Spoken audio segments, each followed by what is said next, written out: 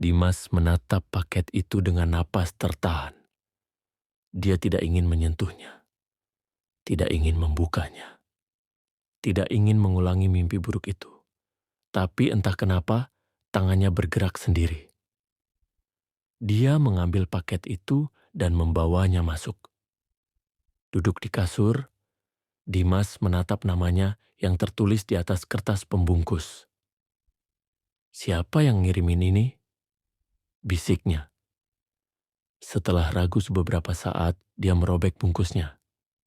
Di dalamnya hanya ada satu benda, sebuah foto lama. Foto itu menampilkan Dani dan dirinya sendiri. Tapi ada satu hal yang membuat Dimas membeku.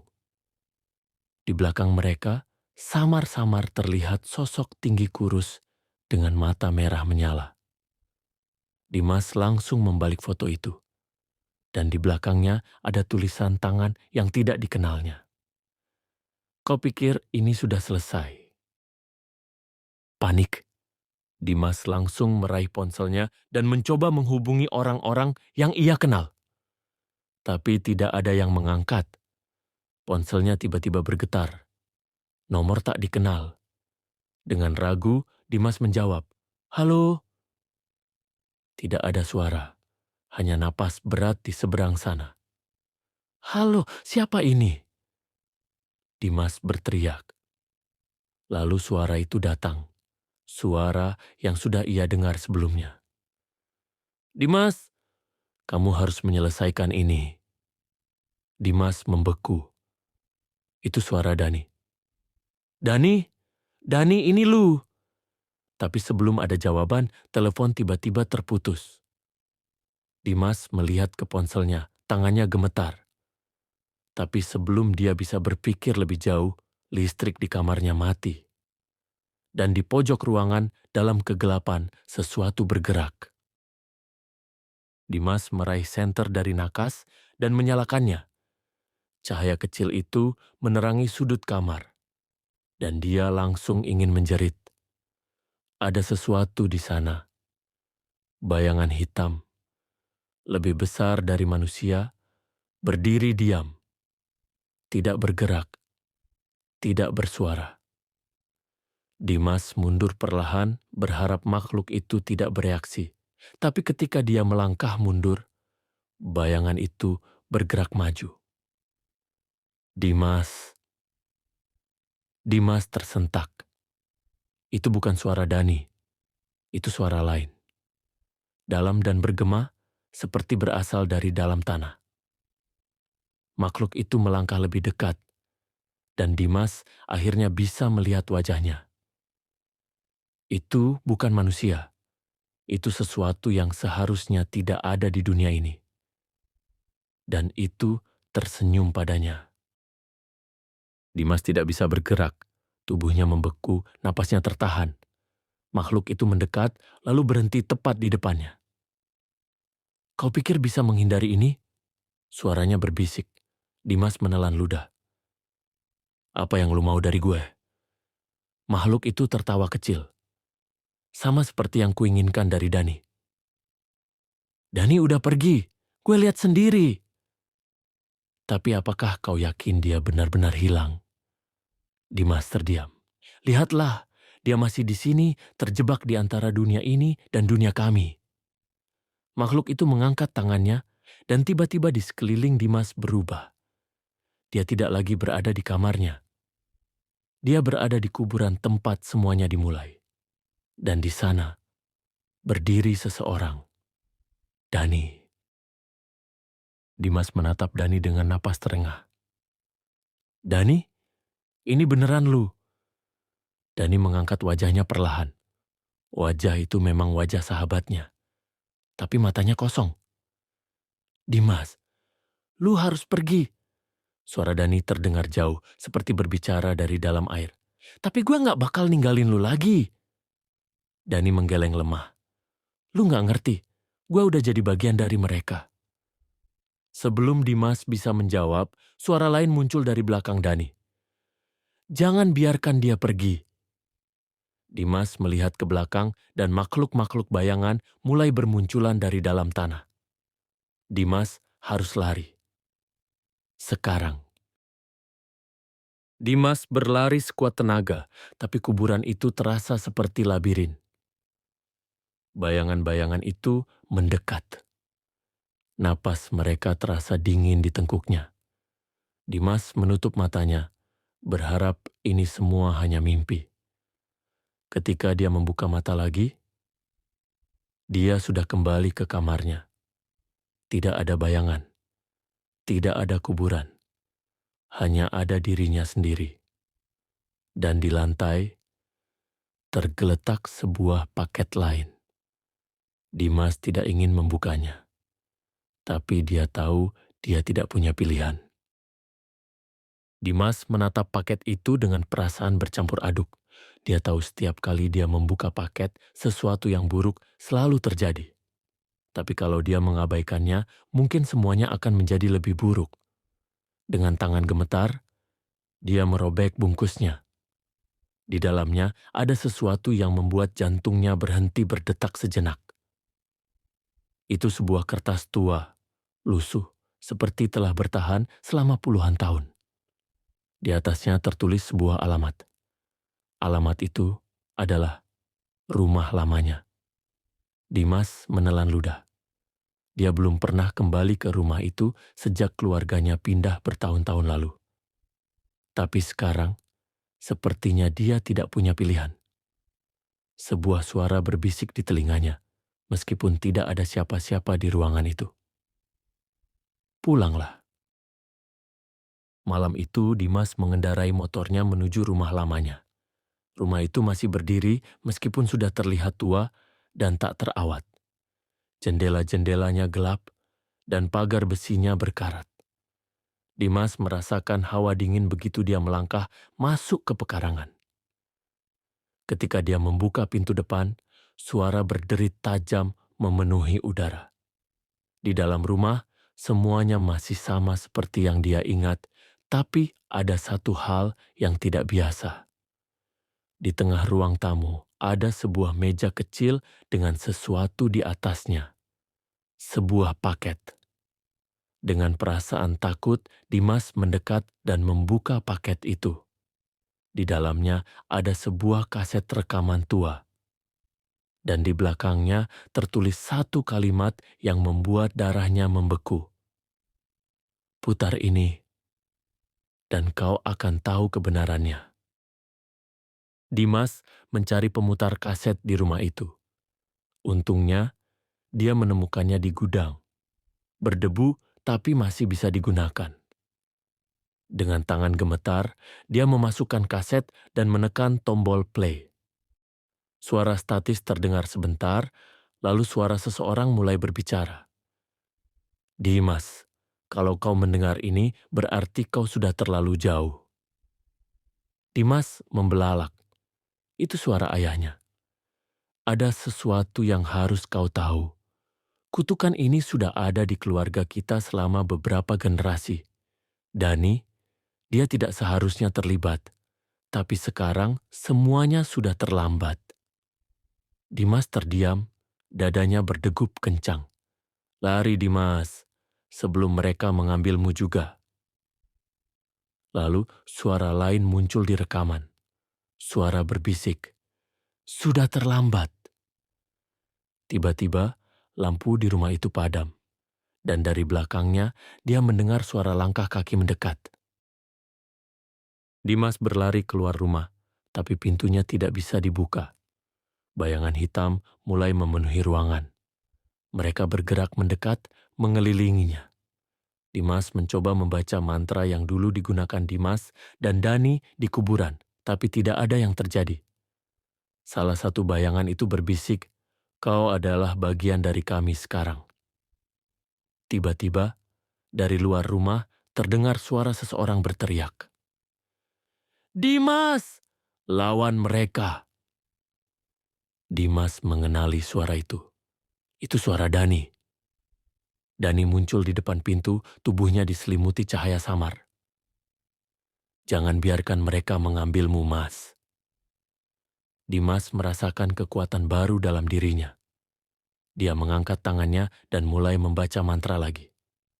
Kali ini cahaya muncul dari tubuhnya, mendorong bayangan-bayangan itu menjauh. Rumah itu mulai bergetar, seperti akan runtuh. Dimas melihat Dani tersenyum padanya sebelum tubuhnya mulai menghilang. "Dani, jangan pergi lagi." Dani hanya menatapnya dengan mata penuh ketenangan. "Lu udah bebas, Mas. Tapi gua harus tetap di sini." Dan sebelum Dimas bisa mengatakan apa-apa lagi, semuanya menjadi gelap. Ketika dia membuka matanya lagi, dia sudah berada di luar rumah. Rumah itu tidak ada lagi. Hanya tanah kosong. Seolah-olah rumah itu tidak pernah ada. Dimas berdiri di sana, napasnya terengah. Lalu dia melihat sesuatu di tanah.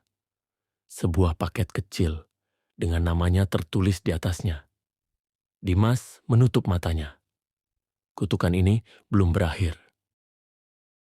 Dimas menatap paket itu di tanah. Jari-jarinya gemetar saat mencoba mengabaikannya. Tapi semakin lama dia berdiri di sana, semakin kuat dorongan untuk membukanya. Dia akhirnya berjongkok, mengangkat paket itu dengan hati-hati. Kali ini, paketnya lebih kecil. Bungkus coklat lusuhnya masih sama, tapi ada sesuatu yang berbeda. Ada bercak darah di sudutnya. Dimas merasa perutnya mual. Dia ingin membuang paket ini jauh-jauh. Tapi sebelum dia bisa melakukan itu, sebuah suara berbisik di telinganya. "Bukalah." Dimas langsung menoleh ke belakang, tapi tidak ada siapa-siapa. Ketakutan mulai menyelimuti pikirannya. Tapi dia tahu, satu-satunya cara untuk menghentikan semua ini adalah dengan menghadapi apa yang ada di dalam paket itu. Jadi, dengan napas berat, dia merobek bungkusnya. Dan sesuatu yang dingin menyentuh ujung jarinya. Dimas terjatuh ke belakang. Tangannya bergetar saat dia melihat isi paket itu. Sebuah jari manusia. Jari itu membiru, seperti sudah membusuk. Tapi yang membuat Dimas semakin panik adalah cincin di jari itu. Cincin itu adalah milik Dani. Dimas ingin muntah. Ini tidak mungkin. Dani sudah menghilang. Bukan mati, kan? Sebuah kertas kecil terlipat di dalam paket. Dengan ragu, Dimas mengambilnya dan membaca tulisan yang ada di sana.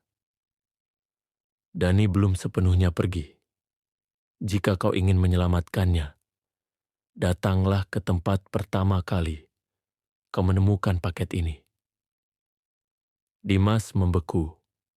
Itu berarti kuburan. Malam itu, Dimas kembali ke kuburan tempat semuanya bermula. Jantungnya berdegup kencang saat dia berjalan di antara nisan-nisan tua. Tempat itu terasa lebih dingin dari sebelumnya, seolah ada sesuatu yang menunggunya. Ketika dia sampai di titik di mana dia pertama kali mengantar paket misterius, dia melihat sesuatu di tanah. Sebuah lubang besar. Dan di dalamnya ada tangga yang menurun ke kegelapan. Dimas menelan ludah. Ini adalah jebakan. Dia tahu itu. Tapi jika ada kemungkinan Dani masih hidup, dia harus masuk. Jadi, dengan napas berat, dia melangkah turun ke dalam kegelapan. Dimas menuruni tangga kayu yang rapuh, setiap langkahnya menghasilkan bunyi berderit yang menusuk telinga. Lorong bawah tanah ini terasa lebih tua dari kuburan di atasnya. Udara lembab, bau tanah basah bercampur dengan sesuatu yang lebih busuk. Cahaya ponselnya hanya menerangi beberapa meter ke depan, tapi cukup untuk melihat dinding batu yang penuh dengan coretan aneh. Simbol-simbol aneh itu seperti ditulis dengan darah. Dimas hampir ingin berbalik, tapi lalu dia mendengar suara. Sebuah bisikan yang familiar. "Dimas, tolong." Jantungnya berdegup kencang. Itu suara Dani. Tanpa berpikir panjang, Dimas berlari lebih dalam ke lorong itu, tanpa menyadari sesuatu sedang mengintainya dari dalam kegelapan.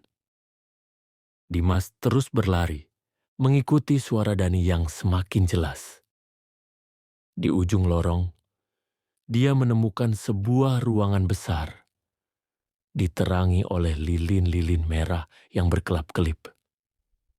Di tengah ruangan, ada sesuatu yang membuatnya hampir berhenti bernapas. Dani, tapi tubuhnya tergantung di udara, seolah-olah ditarik oleh kekuatan tak terlihat. Matanya terpejam, wajahnya pucat. Dani! Dimas berlari ke arahnya, tapi tiba-tiba sesuatu bergerak di sudut ruangan. Bayangan itu perlahan muncul dari kegelapan. Dimas menegang. Itu adalah sosok yang pernah dia lihat di foto lama dulu. Tinggi, kurus, matanya merah menyala. Dan sekarang makhluk itu tersenyum padanya. Makhluk itu berjalan mendekat, suaranya berbisik seperti angin malam. Kau datang untuknya? Dimas menelan ludah, mengumpulkan keberanian. Apa yang lu lakuin ke Dani? Makhluk itu terkekeh pelan. Aku hanya mengambil apa yang seharusnya menjadi milikku. Dimas mengepalkan tangan. Lepaskan dia! Makhluk itu menggeleng. Tidak mudah. Ada harga yang harus kau bayar. Dimas terdiam. Jika kau ingin dia kembali, kau harus menggantikannya. Ruangan terasa semakin dingin. Dimas menatap Dani yang masih terdiam, tubuhnya terlihat lemah. Dia bisa menyelamatkan Dani, tapi dengan mengorbankan dirinya sendiri. Dan makhluk itu menunggu jawabannya. Dimas menutup mata sejenak, pikirannya kacau. Jika dia menggantikan Dani, maka Dani akan selamat. Tapi dia sendiri akan terjebak di tempat ini selamanya. Apakah ini harga yang harus dibayar? Tapi sebelum Dimas bisa menjawab, Dani tiba-tiba membuka matanya. Tidak, Dimas. Dani menjerit, tubuhnya bergetar. Jangan dengerin dia, jangan tukerin diri lu buat gue. Makhluk itu mendesis marah. Diam kau. Dani menoleh ke Dimas, air mata mengalir dari matanya. Dimas, jangan biarin mereka menang. Ada cara lain. Dimas terkejut. Cara lain? Tiba-tiba ruangan mulai bergetar. Dani berbisik. Hancurkan lingkaran di tanah. Dimas menunduk dan melihat ada simbol aneh di bawah kaki Dani. Lingkaran ritual. Jika dia bisa menghancurkannya, mungkin dia bisa mengalahkan makhluk ini. Tanpa berpikir panjang, Dimas melompat ke depan dan menendang lingkaran itu sekuat tenaga. Begitu lingkaran itu rusak, makhluk itu menjerit keras. Dani jatuh ke tanah, terbatuk-batuk. Makhluk itu mengulurkan tangannya, mencoba menangkap Dimas, tapi sesuatu yang tak terlihat mencegahnya. Kalian tidak akan pergi. Dimas meraih Dani dan membantunya berdiri. Ayo keluar dari sini. Mereka berlari secepat mungkin. Lorong mulai runtuh di belakang mereka. Makhluk itu terus menjerit, suaranya semakin jauh. Ketika mereka akhirnya mencapai tangga, cahaya ponsel Dimas mulai berkedip-kedip. Mereka memanjat keluar, tepat saat tanah di belakang mereka runtuh, menelan lorong itu selamanya. Dimas dan Dani terbaring di tanah, terengah-engah. Mereka melihat ke kuburan yang sekarang sunyi. Tidak ada lagi bayangan. Tidak ada lagi suara. Mereka berhasil. Dani menatap Dimas. Matanya dipenuhi rasa syukur. Lu nyelamatin gue, Mas. Dimas tersenyum lelah. Kita selamat, Dan. Mereka berdiri dan berjalan menjauh dari kuburan itu. Tapi sebelum mereka pergi, Dimas melihat sesuatu di tanah, sebuah paket kecil. Dia memungutnya dengan perasaan takut. Di atasnya hanya ada satu tulisan. Terima kasih sudah bermain. Dimas dan Dani kembali ke rumah. Mereka mencoba melupakan semua yang telah terjadi. Tapi setiap malam Dimas merasa ada sesuatu yang mengawasinya. Di sudut kamar, di bayangan lorong, di pantulan cermin. Suatu malam ketika dia terbangun, dia melihat sebuah paket di mejanya. Dia tidak pernah memesan apapun. Dengan jantung berdetak kencang, dia membuka paket itu.